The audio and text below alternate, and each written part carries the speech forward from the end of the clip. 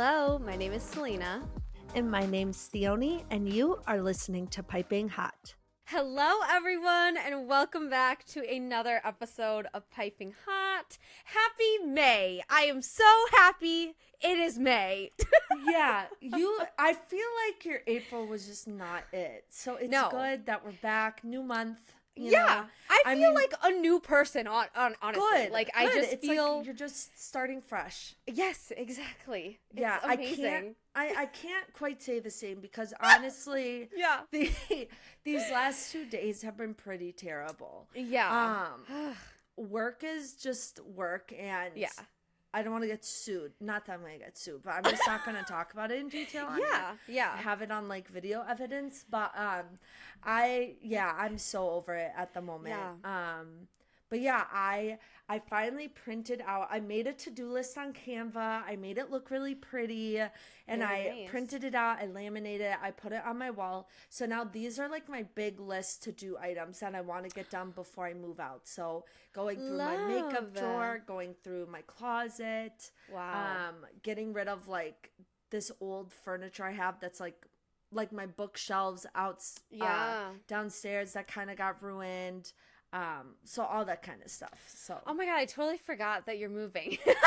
I know. I feel like that's so long off, but yes, you are moving. You're moving like September though, right? Yep, September 1st. Yeah. But okay. The thing is that it's gonna come up so fast, and I'm so busy over the summer that I'm like, I just want to start these big things now so that I'm in a good space to be able to. Definitely. I feel like that's such a smart way to do it, because I feel like I hate moving personally. Yeah. So it's such a big mental task in my head. So if I can break it up, it's like very, very helpful. So that makes sense to like go through your stuff. So yeah. So that's where we're at. I'm trying to get back to it a little bit, but that's okay. Yeah. You know what? New month. We have the whole summer to go. You got this, okay? Woohoo! How's your life? Any crazy updates? Anything fun to chat about?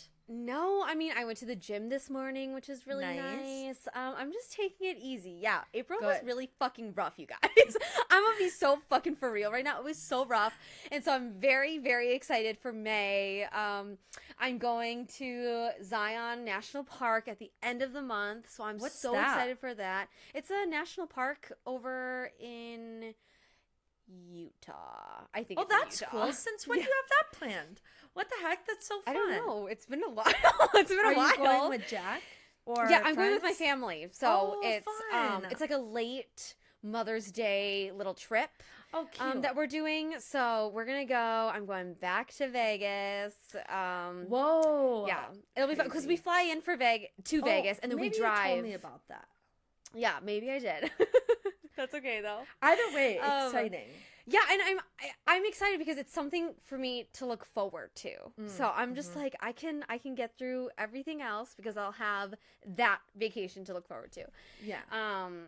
And so I'm really excited about that. I already told you this, but I finished my revision for my adult fantasy. Woo! So yeah, that was great. That was really great. It was a rough revision, but I finished it. It's great. I'm going to take a break, and then I'm going to dive back in before sending it off to beta readers. But it's just like another step in the right direction. So I'm feeling good about that. Good. I didn't tell you this, though, but I've already started thinking about my next project that I'm going to write.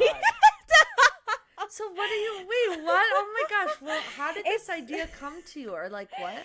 Yeah, right now it's like all vibes. Like, I don't even know what the plot is, but it's basically like the epitome of like, is it female rage or am I just my father's daughter? Ooh. Yeah. I love that. And there's going to be a cinnamon roll love interest. Yay! Just my type. Paired with her. And I don't know what they're going to do or what adventure they're going to go on. Is it going to be a fantasy? A fantasy, yep. Nice. I think I'm going to make it like really heavy romance because the current book that I'm writing right now, there's like no romance in it at all, which is fine. But I think I want to make this one pretty romance heavy. Nice. But Yay. I'm excited. Yeah, I'm excited. I think that's what I'll do in the summer. So it's another thing to look forward to. Yeah, no, totally. I love that. But yeah, that is all of my life updates. Do you have anything else? Honestly, I really, really don't. Okay. Life has been pretty boring. I am going home. By the time this airs, I'll have gone home and come back. But for Greek Orthodox Easter this weekend. Yeah. So I'm very excited for that. I'll get to be with my family, which is good. I think I'm going to go see Challengers with my aunt, my Thea, this weekend. So I'm super excited about that because, Zendaya. I've heard fantastic things about that movie. I know. People are like, Oscars, bleep, bloop, blop. Yeah. And I'm like, well. Yeah. Very nice. That'll be really fun. Yeah, so I'm excited for that. But, yeah. Great. Well, what are you reading, watching, listening to?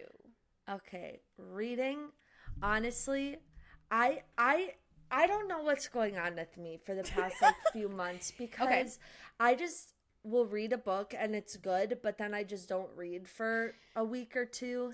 And then I read. I know, but I like reading, and I haven't even been motivated to read. And reading, you just sit there. Hello. I just don't know how much more lazy I can get. So I don't know.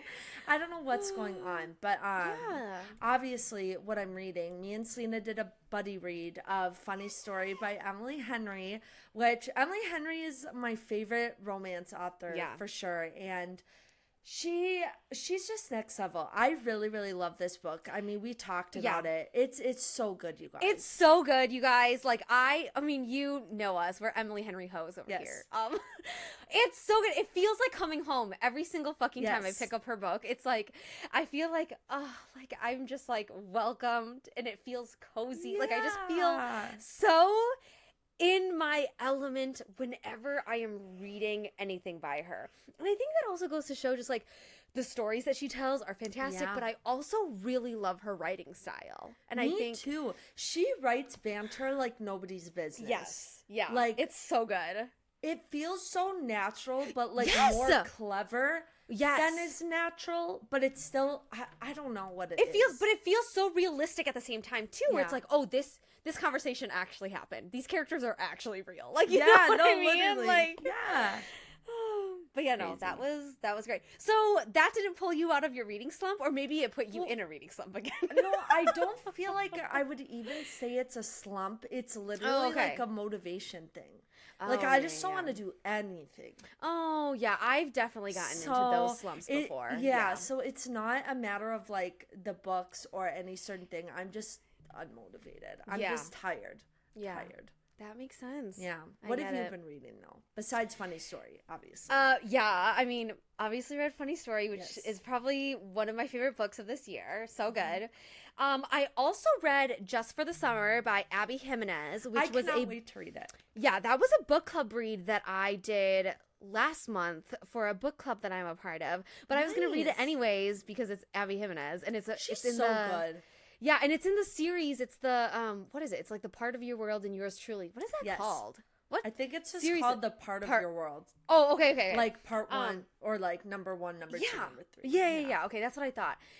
So this one was book 3 of that world. It takes place on Lake Minnetonka. And it was good. Here's the thing though. I don't think anything will ever beat Yours Truly for me.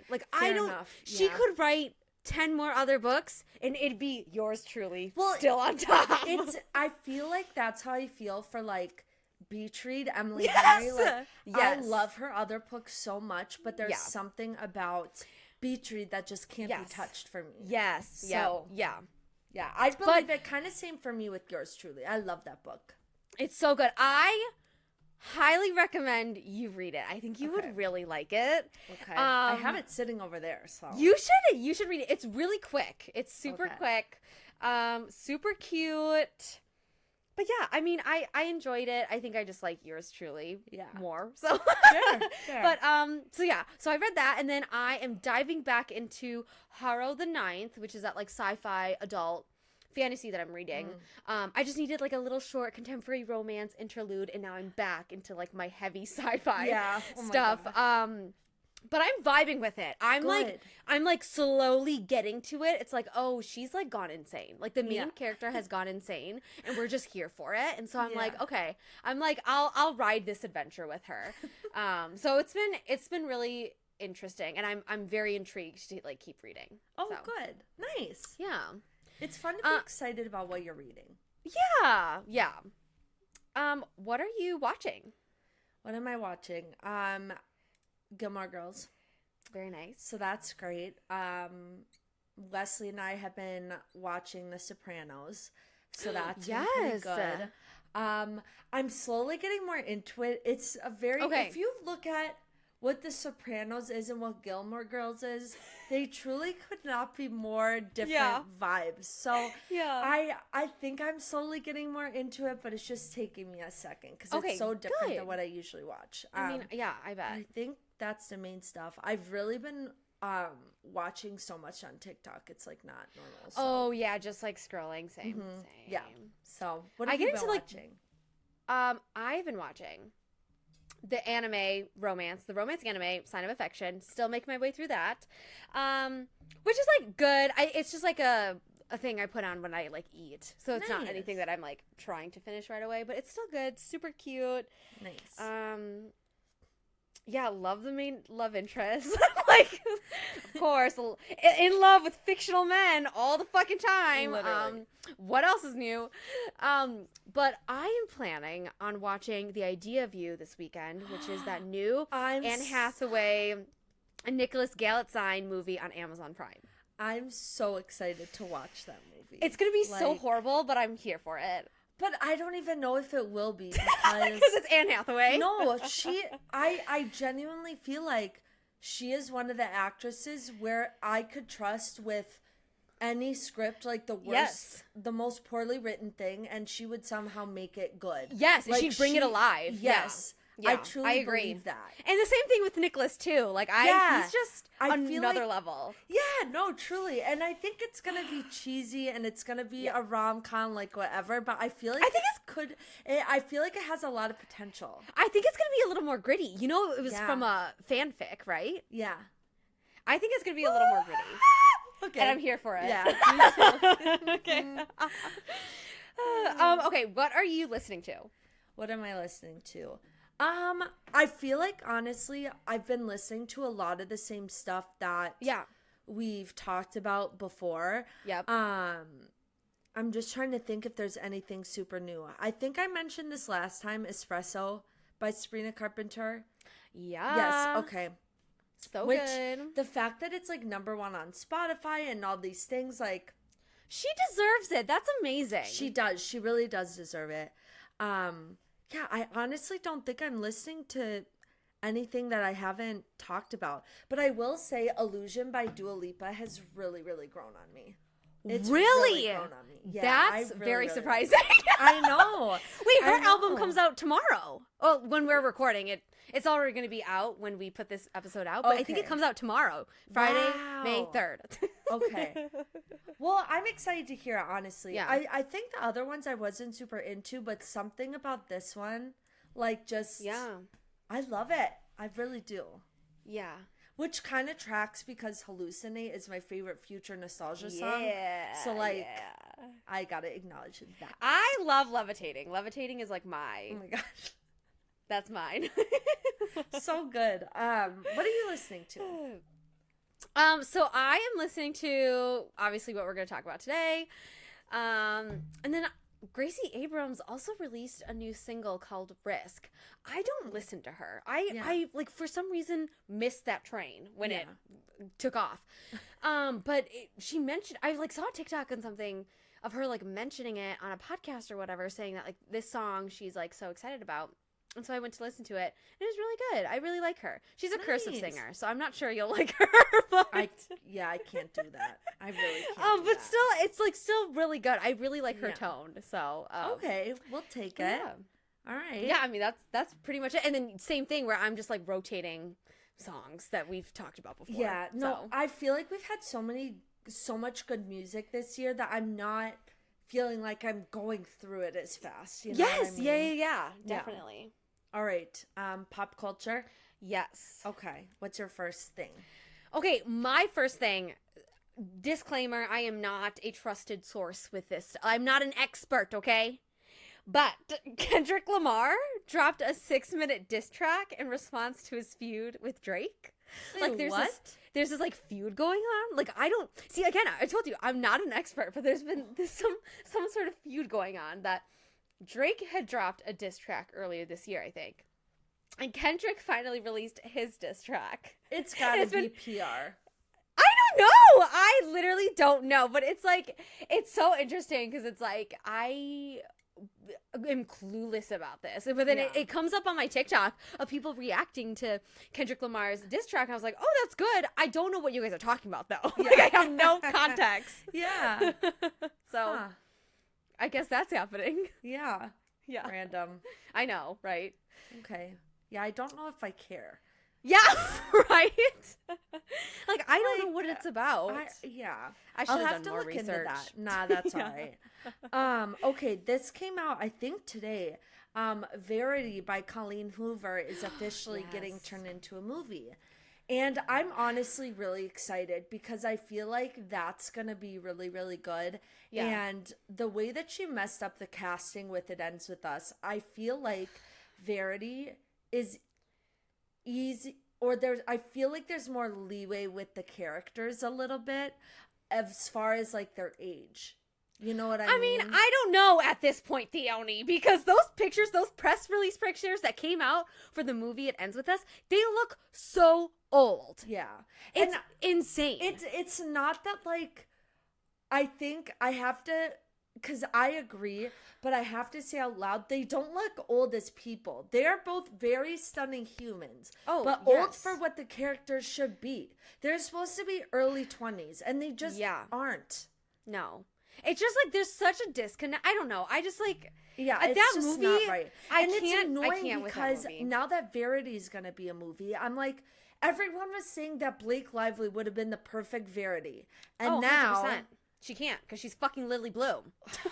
Which doesn't make any sense. I know. Like, why didn't you save her for Verity? I know. She would have been a perfect Verity. Whatever. I'm not in casting, though. Yeah, whatever. I should be, though. We should be. Right? I don't know. You know what? Abigail Cohen should be the girl that goes in. What's her name? What's her name that goes in to write for Verity? Lowen. Yes! Yeah. Justice for Abigail Cohen! Literally. Okay, and then oh wait, did you have anything else you wanted to say on that? Sure okay.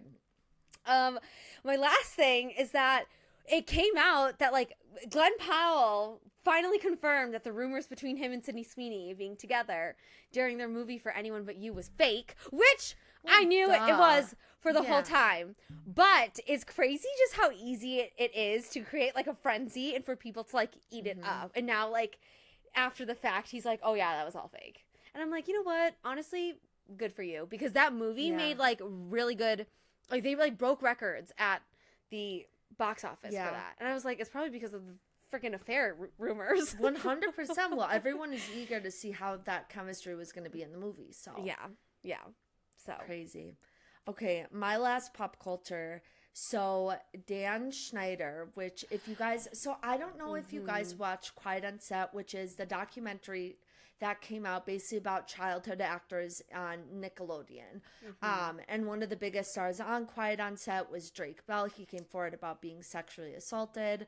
Yes. Trigger warning. This might trigger some people, so just heads up about that. But basically Dan Schneider, who was this big player in Nickelodeon, would create shows, would write for shows, basically had a lot of power and control. And obviously they talked about that on the documentary and the creepy stuff he would do. Now Dan Schneider is suing Quiet on Set for portraying him as a child sexual abuser.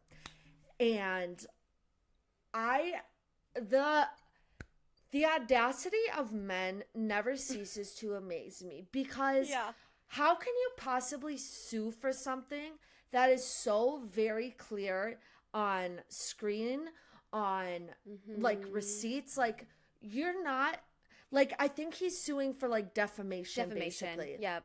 And I'm like, you did all of those things. They're not making you out to be worse than what you are. You are like, that person. That is you. Like you were creepy with and inappropriate with children. And they have like video evidence of it too. I have not watched the documentary because I personally cannot mentally do that right now. Yeah. But they have like video evidence of all of some of the stuff that he used to do. Yep. So he's just trying to make his coin, and I really hope that he does not win that lawsuit, which is crazy that he's doing this. I have to bring this up as we're talking about it, but did you hear, I need to look more into it, but Harvey Weinstein's suit got, what is it, reversed or overturned? Yeah, it was, what's the word? I know what it is, but he basically... Which basically was one of the biggest things for the Me Too movement. So now he's getting it overturned as if none of that stuff was true. Dan Schneider's now being like, here's a defamation lawsuit when I'm clearly inappropriate with children. What's happening? What is happening? It's like we're reversing any progress that was made. Yes. And I don't think in reality, I am hopeful that still the progress is there. But this has always been a thing where it's like women don't come forward, and men, right? Yep. Because no one's going to believe you. No one's going to, it's not going to count for anything. No one's going to be held responsible. And look. Yeah. It's always one step forward, two steps back. Literally. So, and it's just, it's really discouraging. But I did see about the Dan stuff and the Harvey stuff too. And I'm like, what? Yeah. Why? Sorry to make that pop culture item a downer, but I just feel like it's so prevalent that I can't not mention it, you know? No, so, definitely. Yeah. But on a lighter note, Selena, why don't you tell everyone what we'll be discussing today? Today, we will be discussing Taylor Swift's newest album, The Tortured Poets Department, the anthology, okay? Because she released a whole another double album at like 2 a.m. And so we are talking about the anthology, which is like the whole like 31 songs, 2 hours long, like so huge. Honestly though, I think more artists should do that. Like Ariana Grande's Eternal Sunshine, only 38 minutes. I'm like, nuh-uh, I know you have more in that vault. But like, I know you recorded more. But at the same time, I would rather have, we'll talk about this more, but I would rather have something concise that's like perfectly done and like feels like a unit. I would rather have Ariana Grande do just that because it told such a good story than add extra songs I feel like don't tell the story. And I'm not saying that Taylor Swift didn't do that, but it's like that's how I feel. I feel like that with Positions Deluxe. Yeah. No, fair. And honestly, but I like some of West those Side. songs slap, but it's like, yeah, that makes sense. But it would have been like if she had put the deluxe songs on the original album. It wouldn't have felt as cohesive. Their deluxe songs, okay.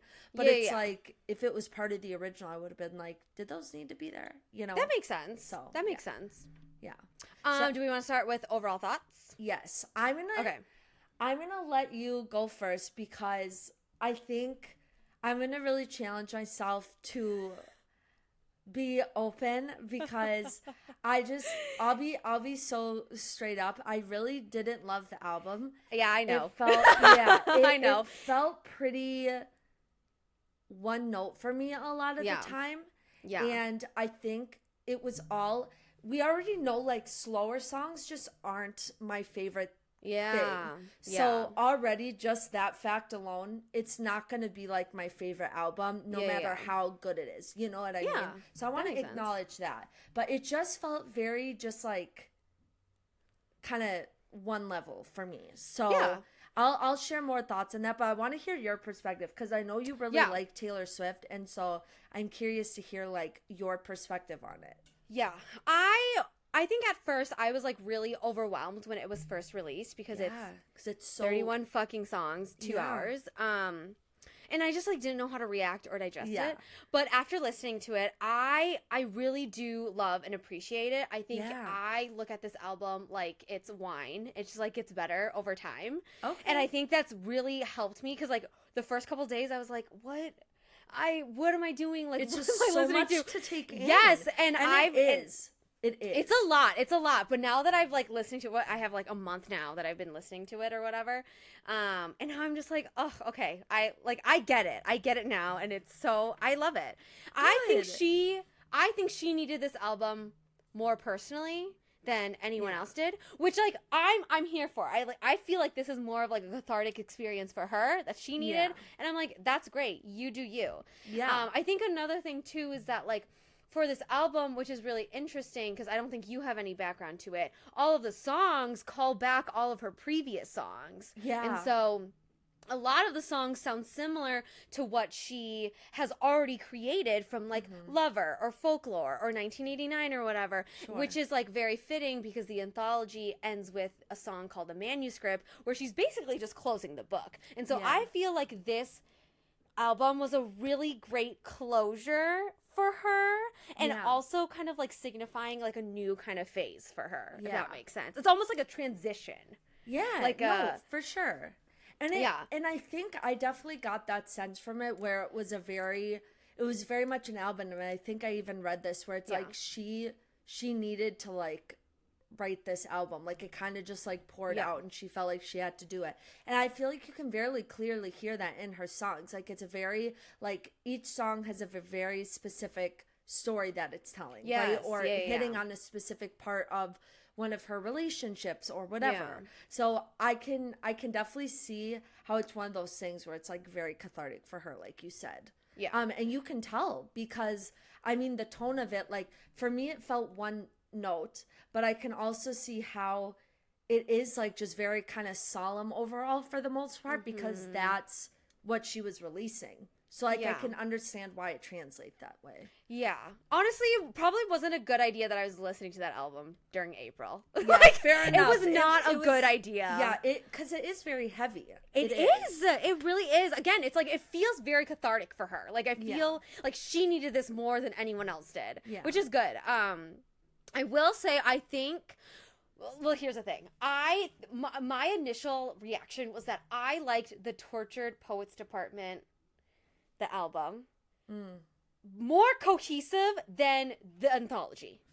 But the thing is, too, is that, like, I feel like the anthology is just more like the deluxe version of it, where it's like, the Tortured Poets Department was like one little package, and then the anthology was just the extra songs that she's added on, which then foreshadow or call back to the previous songs that she's made on her other albums. Gotcha. But now that I'm thinking about it, I think I have grown to really, really love the songs on the anthology, that I don't really care about cohesiveness, that I think the cohesiveness comes in the fact that she's closing the chapter of her like previous songs that she's made. In that way. Well, here's what I'll say. I feel like I liked the anthology half of it because I think I read that the first, like the Tortured Poets Department was mostly Jack Antonoff producing it, and then the second part was what's his name producing it. And I felt like I agree with a lot of people. Aaron Dessner, yeah. And I gotta say, I agree with what a lot of people were saying, where it's like, I feel like it was nice to hear a little bit something different in the production, whereas like the stuff with Jack Antonoff, it's not bad or anything, but it just feels like that, I think, is a big part of what felt repetitive for me, because it's very kind of similar in like production to her other like Folklore, Evermore for me. Wait, okay, sorry. Sorry, wait, you have to clarify. So you didn't like the Jack Antonoff stuff, but you liked the Aaron Dessner stuff. I think so. So wait, you liked the anthology half of it, but you didn't like the like beginning of the Tortured Poets Department. Well, now I'm getting confused. Me too. Because the anthology is like Aaron Dessner, Folklore, Evermore. Jack Antonoff is Reputation, the beginning of Tortured Poets Department. Okay. Yeah, so I think, I don't know what I'm trying to say. That's okay. Well, whatever. I like the second half better, I think, in general. Oh, okay, so you're an Aaron Dessner girl. I think so. But either way, I still feel as though overall the production just felt bleh. I don't know. Yeah. I feel kind of bleh about the album. But because I think that's fine. Yeah, and it wasn't supposed to be a flashy album. I don't think either. No, like, exactly. That's the thing. And I think it's just, again, I think she made this album for her, not necessarily for it to be flashy. And so I will say, though, one thing that I liked, I feel like you can see over the course of her albums that, like, Taylor has really learned, like, what suits her voice, how to control her voice. Like, it feels a little bit more technical. I will say, I really like when Taylor uses her lower range, honestly. Isn't it so good? It's really good and feels, like, really, like, deep and, like, rich. And I wish I heard... Like, that's the stuff that I felt drawn to. Like, I feel like that was really cool. So I got to give her respect there. Her lower register is insane. Everyone, like, is always saying that, like, yeah, she can, like, belt and do these really amazing, great, like, big songs. And I'm like, her lower register is so special, though. Because that shit is so low. And no one can do that. Like, no one, not just really everyone can pull that off. Yeah, it's so good. For sure. I do have to ask a question. Yeah. What did you think about Thank You, Amy? Because obviously it's the whole conspiracy with Kim Kardashian and all of that. It's 100% about Kim because it says Thank You, Amy, and KIM is in caps. I think it's so fucking funny. I have also heard that it's also about Carly Kloss because they had a friendship fallout too. Before Reputation and after 1989. I don't know the lore of that specifically. I thought it was so funny. She can process however she fucking wants because it's clear that, like, some of these repercussions of what had happened is still affecting her. And I'm like, you know what? It fucking should, because you were 26 years old beefing with a 35 and 38-year-old over the internet, trying to cancel you, and then tried to reconcile and be a good person, and then they still screwed you over. I was like, you know what? You can process however you want if that's how you want to. And the thing is that she took a really positive turn of it, of like, well, I'm here, and without you, thanks. You know, like, I'm better for it. Even though it was a very, very shitty situation. Sure. Yeah. I don't know. I think, again, I agree that she's allowed to process how she wants to, but I just personally don't want to hear about that drama anymore. But I also respect that, like, that's a big part of her story, unfortunately. Yeah. And that, of course, is gonna affect you for a long time. So I understand why she wrote it and, like, whatever, but it's also one of those kind of drama. I feel that way about a lot of drama I keep hearing about in the media, but eventually I'm just like, I'm bored. Like, I don't want to hear about that anymore. So I mean, but again, I think it's, like, for her mostly. Like, this album was just for her. Totally. But yeah, no, I thought that was funny as fuck. I was like, you know what? You do you. Like, whatever. I will say that I feel like about in the album in general, in a lot of songs, like, she's petty and she doesn't care that she's petty. And I love that. But of course, because it's on such a big scale, it's, like, different. Yeah. But I love that she's like, no, I'm gonna be petty, and that's just what I'm gonna do. She's not holding her punches anymore. No. Because it doesn't make a difference anymore. Like, she's still hurt in the end, regardless. Literally. So I gotta say, I really like that aspect of it. I think it's funny. I will say I was distraught to learn that most of this album was about Matt Healy, because I thought Matt Healy was a PR relationship, and I felt like that Euphoria meme of, like, oh my god, is this fucking play about Matt Healy? Yeah. Because I thought that was PR, to come to learn that they've had a fucking situationship for over 10 years. I'm like, girl.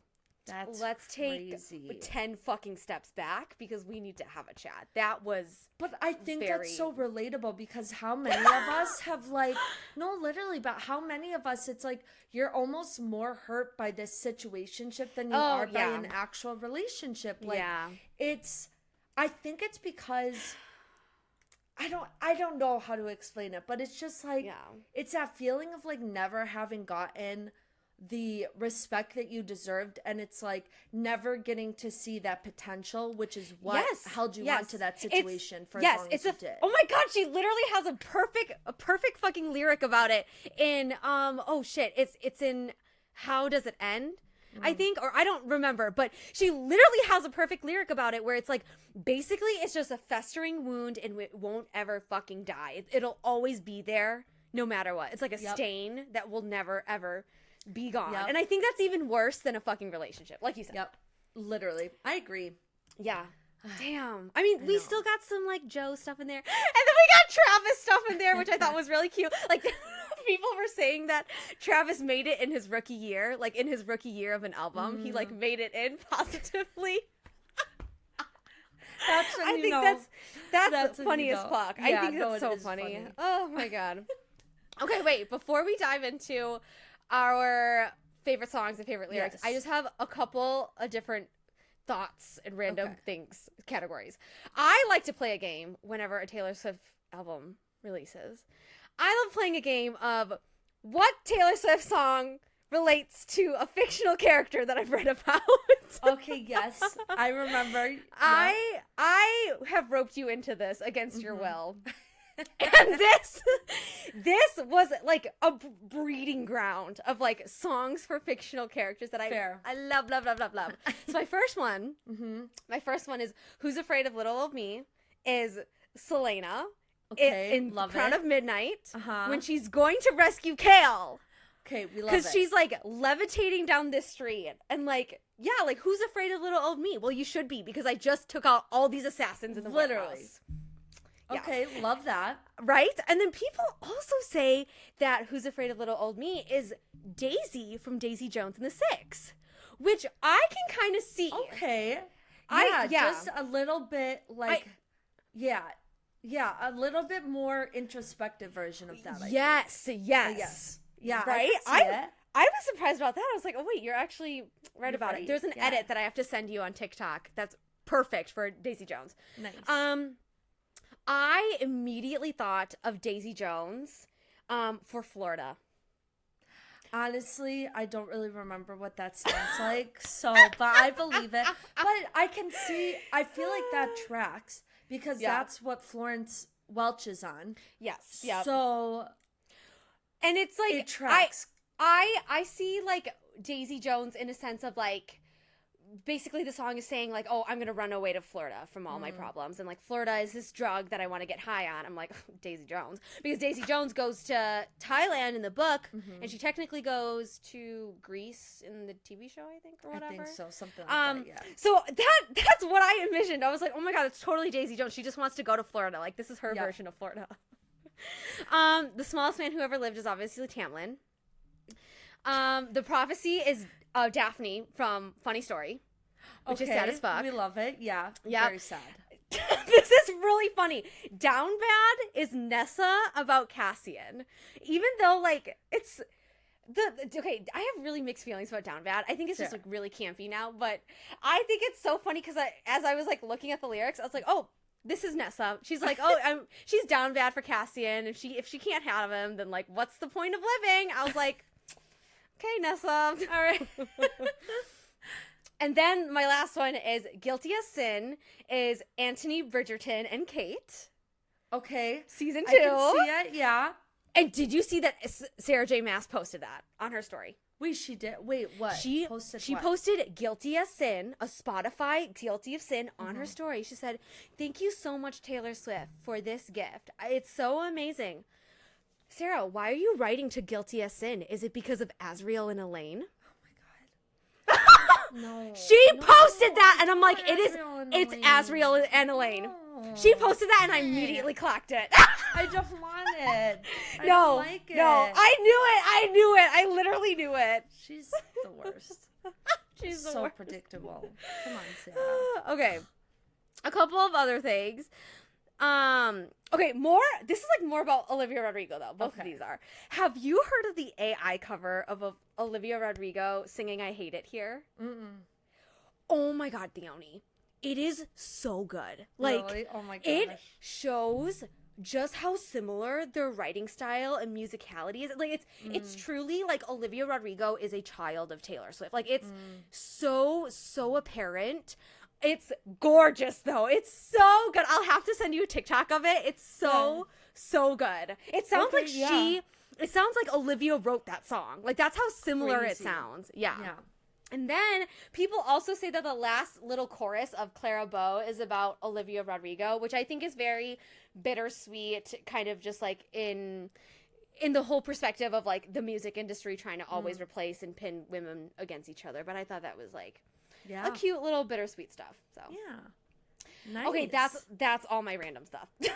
Alrighty, should we go into favorite songs? Yeah. Okay. I just like, honestly, it just, like I said, it wasn't totally my vibe. Yeah. So I think it was a little harder for me to get into the meat of it. Whereas I know that, like, you liked it. And so I think it's easier for you to have those perspective on it or to understand those things. Because honestly, in my head, all the songs sound the same. And I know that's not true. Yeah. But, yeah. And, like, that's the thing, too. That's why I said, like, originally it's so dense, I think. Like, a lot of them do sound the same. They do call back to old songs. It's a lot of lyrics. I feel like I think if we had recorded this episode immediately after it came out, I would have had a whole different opinion. But because I've had a couple of weeks to, like, marinate on it, I think it's made a really, really big difference. Yeah. So. Okay. Great. Favorite songs? Yes. Okay, I'll go first. Yes. Because, Okay, so number 3, or I don't have honorable mentions. Do you have honorable mentions? I do, but I won't mention them. No, mention them. No, it's fine. No, you have to. No, it's fine. Go. What's your 3? No, go. Why? No, go. But my number 3 is The Black Dog. I think you said it best where she doesn't hold back and she's petty. Yeah. And I really love the progression of this song because she does such a great job of encapsulating the feeling of loneliness. Not physical loneliness, but like feeling of loneliness. Yeah. In your feelings of like, you didn't feel the same way that I felt. Yeah. Am I overthinking what had happened? And it's just like a spiral. And I'm like, Taylor Swift is feeding my delusions of like, I have to constantly overthink of like, well, we had a relationship and like I valued this, but then it looked like you didn't because you left and all that stuff. And it's like, I just really love this song. It's so good. Good. Nice. I said Fortnite because I just think it's one of the songs, well, all 3 of the songs that I chose to me were ones that stood out to me amongst, well, all sounded the same for no reason in my brain. Yeah. So, and I just think her and Post Malone's voices went together better than I thought. Yeah. And I feel like Post Malone has been doing these like collabs of like music that he's not releasing, but it feels like he wants to. Yeah. So I just think of like with Noah Khan and now Taylor Swift. It's like, and I don't know. It's cool. Like, yeah, literally. It's cool to see his voice in this context. And like, I think their voices, particularly in this song, like really suited each other. It's like he's collecting like all the affinity stones of like all the genres he could do. Literally. Like it's so good. But that's so good. Cool. I think we need more artists like that who do different genres. Because like, why the heck not? Yeah. I love that. Yeah. All right. What's your number 2? My number 2 is Florida. I think I just love Florence and the Machine. Yeah. And I just think this collaboration was just so interesting, but the song fit both of them so well. Yeah. And I just really like it. I like the drums in the song. I don't know, it's just like really, really fun. If I'm remembering correctly, I think what I had wished from Florida, because now that I'm thinking about it, I kind of remember it. I think it felt like this, and maybe this was like the purpose of it, but it felt like it never fully took off. Like I wanted, like it felt like it was building, but then it never built to like a big drop. Like it that makes sense. But then it didn't. But I feel like maybe that was the point. Yeah, so I can't criticize it for that, but it almost felt like I was waiting for that.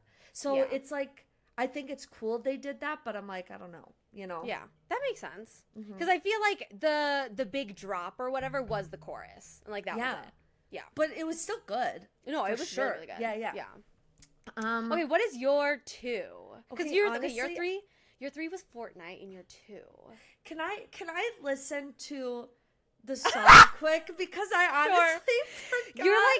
You're like, I actually don't remember. And that's literally me with, like, Tate McRae's album. I'm like, I don't remember. No. See, I think because there's just so many songs I know. that I think I'm remembering it, but then I'm actually thinking of a different song.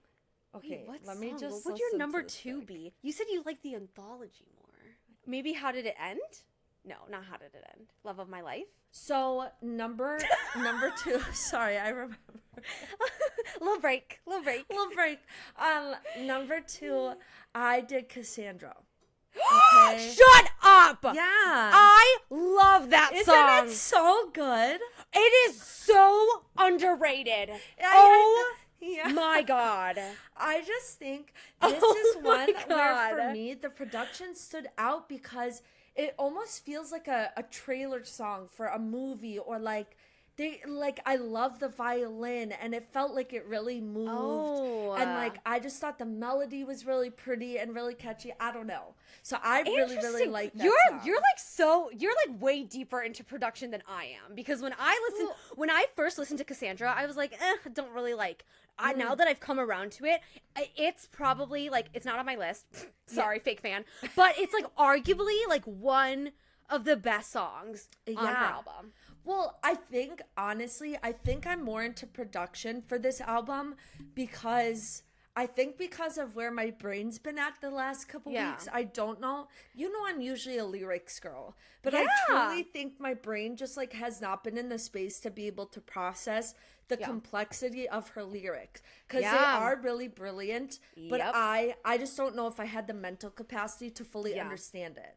But I love Cassandra. I really, really do. Oh my God, I love Cassandra too. Oh my God. I'm so glad I made you proud with that pick. Love that. Yeah, honestly, wow, you are an Aaron Dessner girl. I think I am. You are. Well, you do like Tolerate It, and he helped with that. That's and he also mostly because of freaking I'm thinking of Akatar. Yeah, and Ivy. He helped with Ivy too. So it tracks. It does track. Okay. Yeah. Wow, that was really great. That was great. Thank you. Okay, I feel like I did something right. You picked the correct song. No, I'm kidding. I did. Okay, what's your number 1? I'm very curious. My number 1 is Guilty as Sin. Okay. Because I love it. I think the chorus is so catchy. And I love the story of it, of like temptation, of like how, and also again, like I said, Taylor Swift feeds my fucking delusions of like my daydreams of like, I've never fucking done this, but I've lived a life in my daydreams. Like I've lived everything that you could imagine in my daydreams, so that means I've actually done it, right? So it's for the Delulu girls. Yes, it is. And I love the last chorus when she's like, "What if he's written mine on my upper thigh?" Ugh, I love it. I love it so much. It's so good. Yeah. Okay, that's what is really good. What's your number 1? I have to give you You're like, a little break. Yeah. Okay, so if Cassandra was your second, then it's definitely like The Prophecy or The Manuscript. Wait, what are your guesses? I think it's either like, if you liked the second half of like the anthology, it's either The Prophecy or The Manuscript. Well, now I'm kind of doubting myself when I'm reading. I think I changed my mind. Okay, I just listened to it again, but now I don't think it's true. I said my number 1 song was The Alchemy, but I just don't think that's true. Oh. But I think it is a really pretty song. I do, which like obviously, that which is why it's on my thing. But re-listening to it now, but this is a thing. This is my thing. There's so many songs that every time I've listened, I change my mind, and then I re-listen. I'm like, no, but that's not doing it for me today. But when I just listened to Cassandra a little bit right now, you're like, oh, you're like, that's it. Yeah. So I think let's just like switch those around, okay? Cassandra's actually like number 1. This album literally made my brain explode. It's too much to process. Like, and that's not a bad thing. It's just And that's what I'm saying. It's like, I think you need to listen to it multiple times. Because, like, the first time I listened to it, I was like, I need space right now. Like, I can't do it. Okay, very nice. I do really like The Alchemy. That was really good. Now I need to listen to The Prophecy and what's the other one you said because you The think Manuscript. I'd like them? The Manuscript. I think I like that one. Yeah. It's the very, very last Couldn't song. tell you what it sounds like. Yeah. Oh my gosh. Okay, favorite lyrics. Yes, favorite lyrics. Okay. I can go first this time. Okay. So these are in no particular order, okay? So the first one I'll bring up says, it's from Who's Afraid of Little Old Me? And it says, I was tame, I was gentle till the circus life made me mean. Don't you worry, folks, we took out all her teeth. You caged me and then you called me crazy. I am what I am because you trained me. So let's just like think about that for a second. It's insane. It's literally insane. Mm-hmm. Also, though, it makes me feel so bad. It makes me feel so bad. No, I know, but like I think she showed the dynamic relationship of like fans and her, I think so well, and how it goes. It goes both ways. And also just like the entertainment industry, the industry that she's in too, right? With all of the paparazzi and all of that stuff. Like, I don't know, something about the part where it's like, and then you called me crazy. I am what I am because you trained me. It's like, if you think I'm crazy, it's only because that's who you made me out to be. Yes, yeah. Like literally. No, literally. Mine. What does it for me is like, oh, her line of like, oh, don't worry, folks, we took out all her teeth. I'm like, I can still be crazy though and scary. Like that doesn't disarm me anymore. Like, even though you took out my teeth, like I still have my voice. I still can do X, Y, and Z. Like she still has some power, even though they took out all her teeth, whatever metaphorically that is. But fuck, that one was tough. Yeah, that one was tough. No, it really was. Yeah, that one was tough. But that's why I liked it. Mine's the complete opposite. From I Can Fix Him, No Really I Can, which is such a sensual song for no fucking reason, but this is this is where my head is, in the fucking gutter, Theoni. It says, his hands so calloused from his pistol softly traces hearts on my face. Tell me why I can feel that. Why can I feel that? And why is it's literally very strong imagery. A lot of what she wrote is very strong imagery, I will say. Yes. And I'm like, I can like feel that, and it also feels like so like hypnotizing, the way that she says like his callous hands tracing hearts on my cheeks, of just like kind of like luring her in. And I'm like, oh my god, like I am convinced I could fix him too. Yeah. Like, don't worry, I could also fix him. If he was doing that, yeah, exactly. I love it. Okay, what is your second one? My next lyric is from The Smallest Man Who Ever Lived. Mm-hmm. Okay. It says, 'cause it wasn't sexy once it was forbidden. I would have died for your sins. Instead, I just died inside. And you deserve prison, but you won't get time. So, I just literally... I think it's just really, really brutal. And it's just like... No, it literally is just brutal. Like, it's just like, you're not allowed to say anything. No. Like, you've not been allowed to say anything for so long that you almost don't even know what to say now. Yes. Kind of. That's literally the entire fucking song. Yeah. And I'll go off of that because literally that's another favorite lyric of mine, except I have the entire chorus and then the entire bridge.